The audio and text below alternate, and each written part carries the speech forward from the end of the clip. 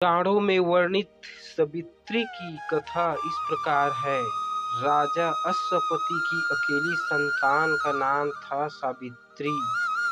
सावित्री ने राजा धूम्रसेन के बेटे सत्यवान को विवाह किया। विवाह से पहले उसने नारद जी से बताया कि सत्यवान के आयु कम है, तो सावित्री अपने फैसले से टिकी नहीं। यह सत्यवान के प्रेम में सभी राजसी वैभव त्याग कर उसके परिवार की सेवा करते हुए वन में रहने लगी। जिस दिन सत्यवान के महाप्रयाण का दिन था, उस दिन वह लकड़ियां काटने जंगल गए। वहां मूर्छित होकर गिर पड़े। उसी समय यमराज सत्यवान के प्राण लेने आए। 3 दिन से उपवास रह रही सावित्री उस घड़ी को जानती थी, तब बिना परेशान हुए यमराज से सत्यवान के प्राण वापस लेने की प्रार्थना करती रही, लेकिन यमराज नहीं माने। तब सावित्री उनके पीछे पीछे जाने लगी।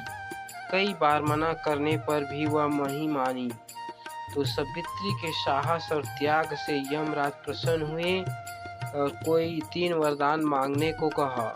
सावित्री ने सत्यवान के दृष्टिहीन माता पिता के नेत्रों की ज्योति मांगी, उनका छीना हुआ राज्य मांगा और अपने लिए 100 पुत्रों को वरदान मांगा।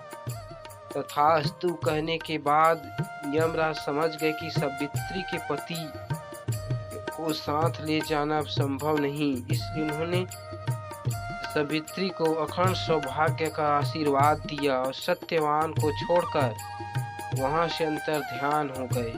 उसी समय सावित्री अपने पति को लेकर वट वृक्ष के नीचे बैठी थी। इसलिए इस दिन महिला अपने परिवार और जीवन साथी की दीर्घ आयु की कामना करते हुए वट वृक्ष को भोग अर्पण करती है, उस पर धागा लपेट कर पूजा करती है।